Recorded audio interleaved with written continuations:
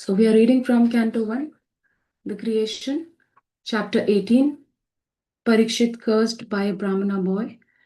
And we'll start with text number 26.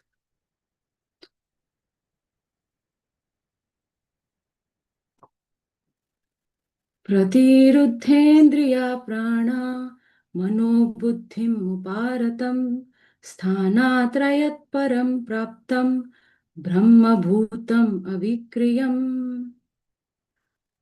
Synonyms, translation and purport by His Divine Grace A.C. Bhaktivedanta Swami Srila Prabhupada. Srila Prabhupada ki Jai. Pratiruddha, restrained. Indriya, the sense organs. Prana, air of respiration.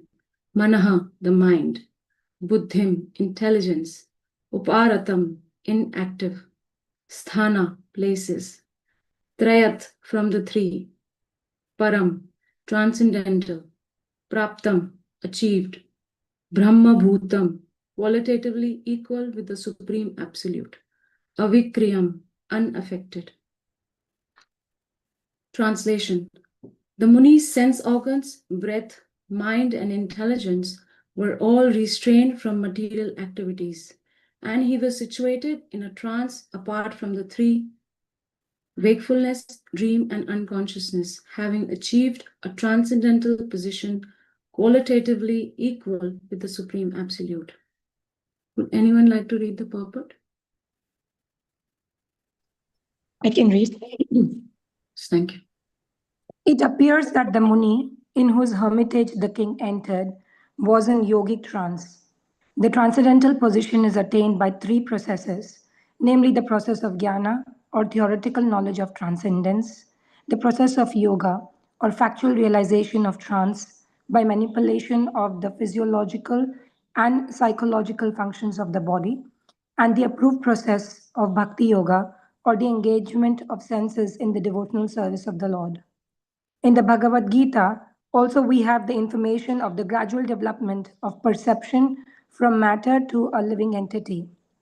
Our material mind and body develop from the living entity, the soul, and being influenced by the three qualities of matter, we forget our real identity. The jnana process theoretically speculates about the reality of the soul, but bhakti yoga factually engages the spirit soul in the activities. The perception of matter is transcended to still subtler states of the senses. The senses are transcended to the subtler mind, and then to the breathing activities, and gradually to intelligence. Beyond the intelligence, the living soul is realized by the mechanical activities of the yoga system or practice of meditation, restraining the senses, regulating the breathing system, and applying intelligence to rise to the transcendental position. This trance stops all material activities of the body.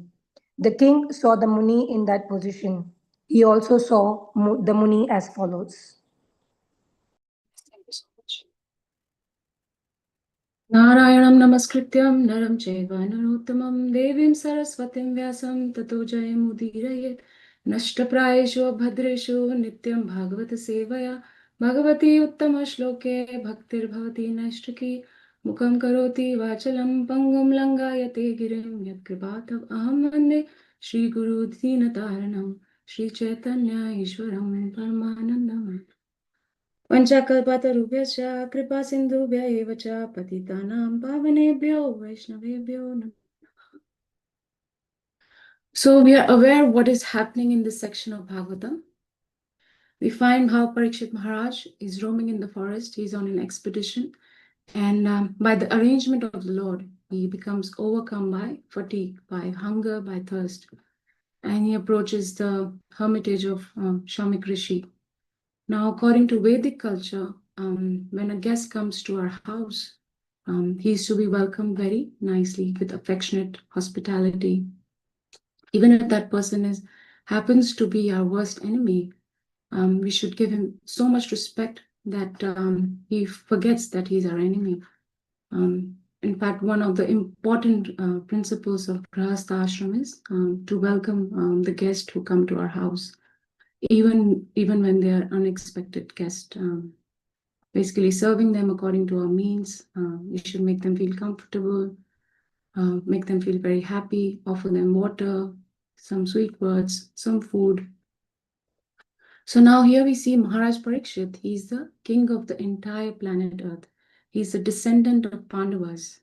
And when such a personality comes to your home, he is to be treated very nicely. But here we see that Shamik Rishi he's absorbed in yogic trance. And that is how Prabhupada is describing his condition of consciousness, that his sense organs, breath, his mind, his intelligence, they were all restrained from material activities. He was situated in a samadhi. So basically, he was not aware of what is happening around him because he was so deeply absorbed. And Maharaj Parīkṣit is a great soul. He's very humble, he's gentle, and he's performing this duty of a king as a service to the Lord and to all living beings. And therefore, he has no false ego. But in this particular situation, he was covered by the Yogamaya potency of the Lord for a specific purpose. And that's why he was overcome with hunger, he was overcome with thirst, fatigue, and he asked for some water. But because Shamik Rishi was in trance, he did not pay any heed to him. And that then we see in the future verses how Maharaj Parīkṣit gets angry and he makes a slight offense, and then he's being cursed to die. So this was the plan of the Lord. We see that Srimadbhagavatam is actually the Paramhamsa Samhita. It's the crest jewel of all Vedic literatures. The verse that glorifies Srimad Bhagavatam is Srimadbhagavatam pramanamamalam prema pumartho mahan. So even in this regard, Srila Bhaktisiddhanta Saraswati Thakur says that every single book of every single library in the entire planet Earth, if it was destroyed and no trace of any other literature remains, and the only big book that survives is Srimad Bhagavatam, then there's absolutely nothing lost. And that is the power of Srimad Bhagavatam. Srimad Bhagavatam is the commentary of Vyasadeva on the Vedanta Sutras. It is the very essence of all the knowledge of all scriptures for all living beings. And Lord wanted to stage Srimad Bhagavatam to be spoken in a very instructive way. So we see how Maharaj Parīkṣit had 7 days to live. And therefore, with his entire heart, he just went to the bank of Ganges and he's inquiring from the saintly persons, please speak to me about the absolute truth. And then Sukdev Goswami walks in and we see how Maharaj Parīkṣit is able to renounce everything. He didn't care about anything, about all the temporary facilities of the world. He left his home, his wealth, his beautiful clothing, his jewelry, his position as a king, just to hear about Krishna. And he vowed to fast till death. And he was absorbed in hearing the glories of Krishna. And what is the lesson for us here? That in the same spirit, we should also approach Srimad Bhagavatam. We should also approach our spiritual master. In the same spirit, we should approach this parampara, this glorious devotional service in the mood of Maharaj Parīkṣit, where he has really understood that there's nothing else in the world worth living except to awaken the love of Godhead, which is dormant in every living entity.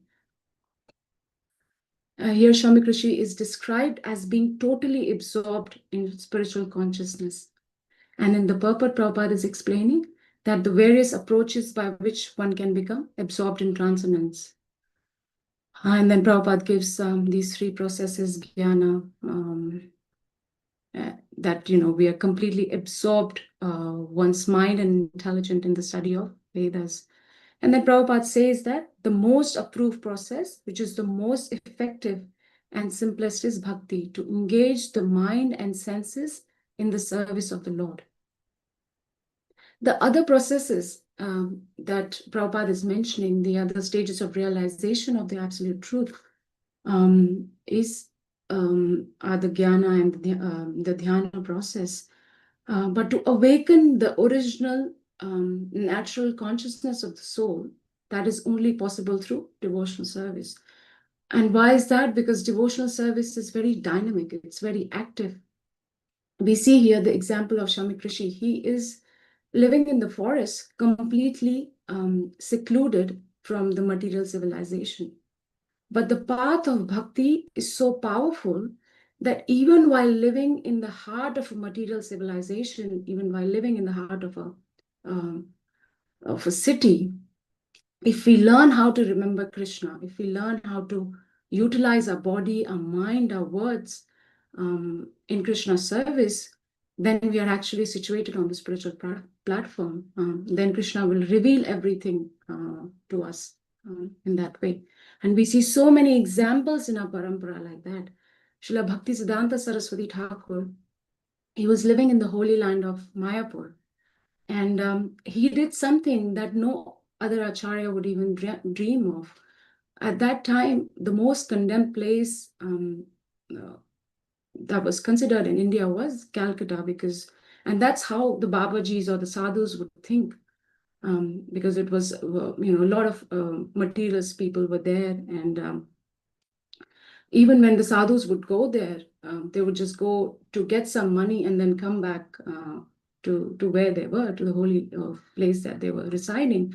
But here, Srila Bhaktisiddhanta Saraswati Thakur, he made a preaching house in Calcutta, in the hub. Basically, he was teaching us the principle of Rupa Goswami, that Nirbandhe Krishna Sambandhe Yukta Vairagya Uchate, that utilizing everything in Krishna service. And he said that wherever there are conditioned souls, that's where I want to preach. And that also runs in ISKCON centers all over the world. We see that the Harinams that happen, they happen in the heart of the city. Then in the purport, Prabhupada is describing, like I said, that there are three processes to attain the spiritual transcendence, which is one is Jnana Yoga, Dhyana Yoga. Dhyana Yoga is by which one comes to the Paramatma realization, and Jnana Yoga is the process by which one comes to the Brahman realization. So there are three. The absolute truth has three features. In Canto 1, Chapter 2, the verse goes like this, verse number 11. Vadanti tat tattva vidas tattvam yag jnanam advayam brahmetmi paramatmeti bhagwan iti shabdate. That the absolute truth is realizing three features. One is Brahman, second is Paramatma, and then is Bhagwan. Brahman is the effulgence that is coming from Krishna's body. Paramatma is the super soul, and Bhagwan is the supreme personality of Godhead, Krishna. So when with the process of jnana, we come to the understanding of Brahman. That means their object of worship is the light that's coming from the Lord, and then that is Brahman realization. And Paramatma realization comes through Ashtanga Yoga, and also we also call it Dhyana Yoga. And then in that, object of worship is Paramatma, the super soul. And Bhagwan realization means Krishna, the supreme personality of Godhead, Sat Chit Ananda, which means eternity, bliss, eternity, knowledge, and Ananda, bliss. And so that's the power of Bhakti Yoga. And Prabhupada is saying that this is the most approved process. Krishna also says in Bhagavad Gita that Vishaya vinivartante niraharasya dehinam raso varjam rasopasya param drishta nivartate. Param drishta nivartate means that the higher taste, when we get the higher taste, the lower taste does not matter to us anymore. And so in purport to this verse, Prabhupada writes that sense restriction by some spiritual process like Ashtanga Yoga in the matter of Yama, Niyama, Asana, Pranayam. So the 8 processes of Ashtanga Yoga. is recommended. Prabhupada is saying that that is recommended for less intelligent people who have no better knowledge. But one who has tasted the beauty of the Supreme Lord, for them, they no longer have taste for dead or material things. Therefore, restrictions are those for the less intelligent neophytes for the spiritual advancement of life. So when one is actually Krishna conscious, he automatically loses his taste for pale things or dead things. Rupa Goswami says in the Nectar of Devotion that Sarvopadi Vinirmuktam Tat Paratvena Nirmalam Rishikena Rishikesha Sevanam Bhakti Ruchate. That this process of bhakti, it means engaging all our senses in the service of the Lord. And who's that Lord? He's the Lord, which is the Bhagavan, the Supreme Personality of Godhead, who is the master of all senses, Rishi Kesha. That means all our senses are engaged in the service of Rishikesh, the Lord of the senses. And what happens when the spirit soul is surrendered to the Supreme Lord? There are two effects that happens. There are two side effects that happens. This verse says side effects. So in spirit, when in material, and when we say in material terms, when we say a term like side effect, it means that it has kind of a negative effect. But because spirituality is all auspicious, the side effects that it gives us, there are two effects that gives us in this verse, according to this verse, which is one is freed from all material designation. Sarvopadi Vinirmuktam.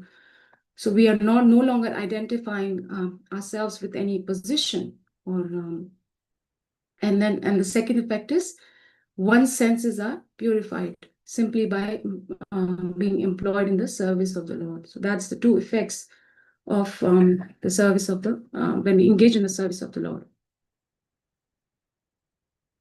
And why is Bhakti Yoga the highest? Prabhupada is mentioning here in the purport that Bhakti Yoga is the most approved process.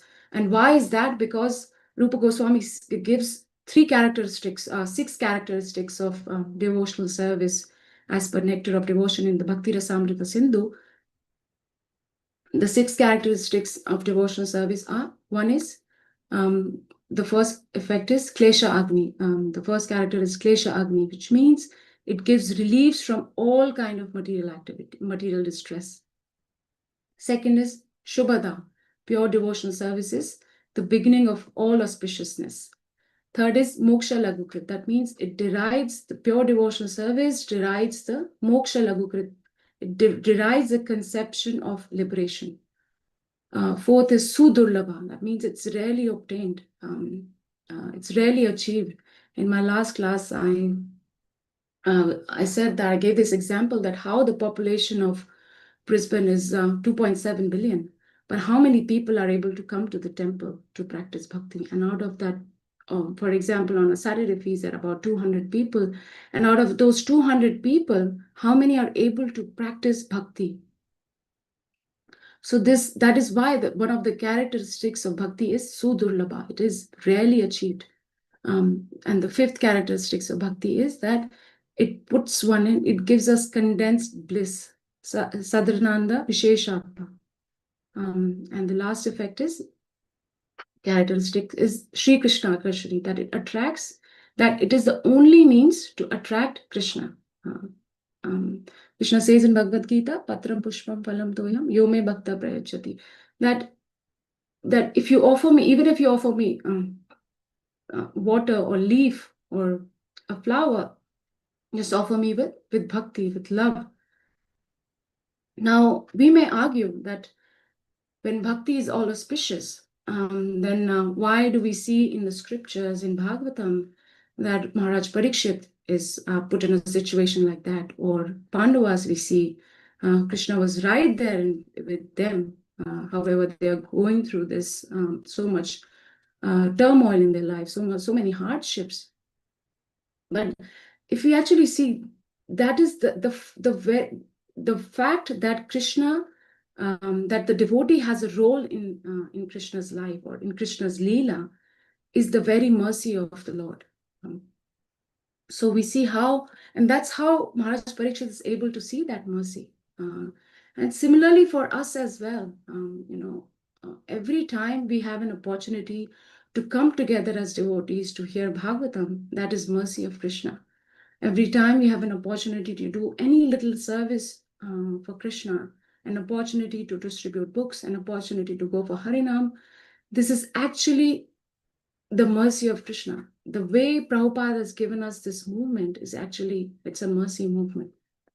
It is direct mercy from our acharyas.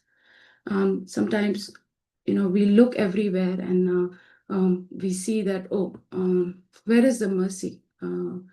But the bhakti is, the mercy lies in the process itself. And the bhakti is the means and the end. So there's mercy every day for us. But because we take things for granted, we are unable to see that mercy. There's this example of rain. So when rain falls everywhere on the ground, it's falling everywhere. But when it falls on the fertile ground, what it gives us nice crops. But when it falls on a barren ground or an infertile ground, then nothing grows. But you can't blame the rain for that. So similarly, it is our attitude that that we need to change. Only then we can obtain the full mercy of Krishna, because mercy is available everywhere. It is only a question of whether we want to take it up or not. So the pure devotees, they actually assist the Lord. And how does Krishna then reciprocates? When we assist the Lord in his movement, in his plan, then what does Krishna do? He displays kindness. And what is his kindness? Now, his kindness is not that, because I have joined now devotional service, I have taken up this movement, that means everything is going to be auspicious for me in material sense. No, Krishna displays kindness for the devotees in a way that devotees' devotional service is increasing. And that is very important to understand, that Krishna is making plans in our life in a way that our devotional service increases. Because Krishna wants us more than us, Krishna wants us to be. Krishna is always thinking that how can I bring back this person to me? But because, for us, auspiciousness means that everything is going very nice. Because I have taken up devotional service, my life is going to be perfect. I'll have a perfect family. I will have perfect children. My education will be perfect. Money will be available for me. But that means we are living in a utopian or in an imaginary world. And that's where we fail. That means we have a transactional relationship with Krishna. That because I have taken up Krishna consciousness, or I am a devotee now, that means Krishna is going to do everything right for me as I want. But then that is a very transactional relationship. And what happens is that when a relationship is transactional, then we are disappointed, because then we forget Krishna. And we see that how in the lives of the pure devotees, even in this situation, it appears that it appears that Maharaj Parīkṣit has been bewildered by or overcome by fatigue and hunger and thirst. But that's not the case, because pure devotee is always thinking about Krishna. He's basically acting as an instrument in the service of Krishna. But like how Bhaktivinoda Thakur says, that one stroke of bhakti, that one proper pure round of Hare Krishna Mahamantra can take us go back to Godhead. That means it's possible that this process of bhakti is so powerful that if we chant one pure round of Hare Krishna Mahamantra, we can go back to Godhead. But the problem is that we are not chanting. I can say that for myself, that I'm not chanting in that way. So I can't blame the process. We have to look to ourselves. And that is the mood of a devotee. A devotee does not say that, oh, Krishna is giving me these problems, and therefore I'm not going to serve him. No, a devotee sees Krishna's kindness everywhere. In this regard, there is this verse in 4th canto when Dhruva Maharaj is chastised by his stepmother Suruchi, that you cannot sit on your father's lap, and that you have to take birth from my womb to be able to sit on your father's lap. And that completely destroyed, like he was devastated. That completely devastated Dhruva Maharaj. He was only a 5-year-old boy, but it's mentioned in 4th canto that because he was a Kshatriya, he had that Kshatriya blood in him, that it angered him. He was so angry as well, and his hands were trembling in fear, in anger. And then in that situation, he goes to his mother, Suniti, his own mother. And what does Mother Suniti says? It's a very beautiful verse. Tameva vatsaśraya bhritya vatsalam mumukshubhimegyapadam japat padatim ananya bhave nij dharma bhavite manasi avasthapya bhajasva purusham. This verse is 4th canto, 8th chapter, verse number 22. And what does the translation say? My dear boy, you should take shelter of the Supreme Personality of Godhead, who is very kind to his devotees. Persons seeking liberation from the cycle of birth and death always take shelter of the lotus feet of the Lord in devotional service. And in the purport, Prabhupada has beautifully quoted Mother Suniti. And he says that Mother Suniti is saying like this. So she said, it says, quote opens, "You came to me crying, having been insulted by your stepmother, but I am unable to do any good for you. But Krishna is so kind to his devotees that if you go to him, then the combined kindness of millions of mothers like me will be surpassed by his affectionate and tender dealings. When everyone else fails to mitigate one's misery, Krishna is able to help the devotee."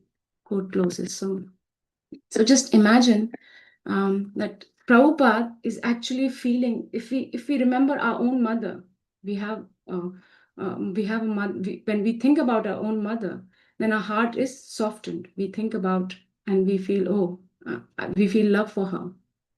So imagine Prabhupada is quoting Mother Suniti like that. That's how, what is she trying to tell Dhruva Maharaj? That though I'm your mother, I'm very close to you, but I'll not be able to help you. But you should go to Krishna. Why? Because Krishna is so kind that even the combined kindness of millions of mothers like her will be surpassed by his affectionate and tender dealings. So imagine, that is the love of Krishna. And that is what Prabhupada is feeling. That is what Prabhupada is feeling, this kindness of Krishna, that millions of mothers are loving us at the same time. And that is the affection of Krishna. And then further, Queen Suniti, Mother Suniti says to Dhruva Maharaj that, you should take up this process of approaching a Supreme Personality of Godhead. In that purport, Prabhupada further writes that is the special significance of Bhakti Yoga. And that is why she's not advising Dhruva Maharaj to go to any demigods or to go to or to take up any other process, but she's only asking him to take up Krishna consciousness to approach the Supreme Personality of Godhead.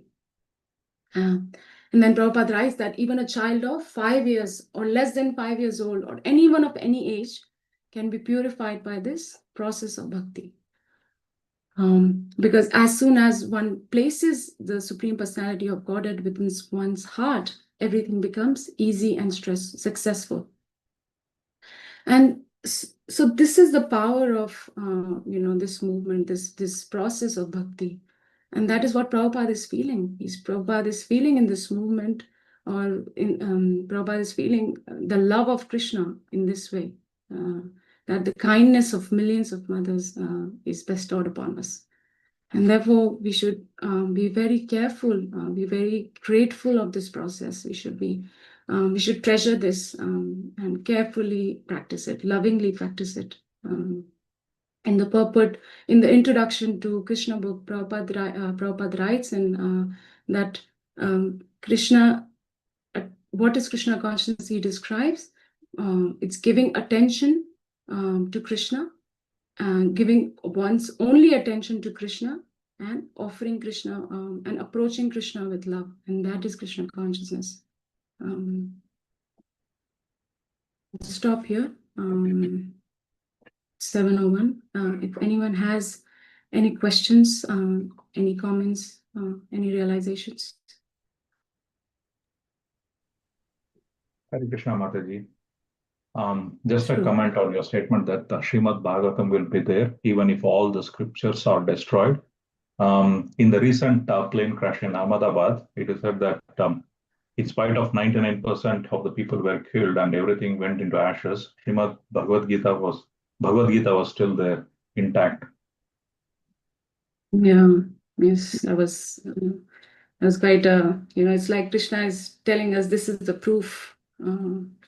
Yes, bro. Thank you for sharing that. Yes.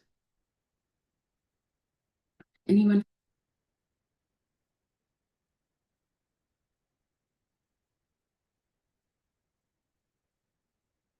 Thank you so much for joining, everyone. Have a lovely day. Have a blissful Krishna conscious day. Hare Krishna. Hare Krishna, Mataji. Thank you. Thank you, Mataji. Much. Thank you, Thank Mataji. Hare Krishna. you, Mataji. Thank you.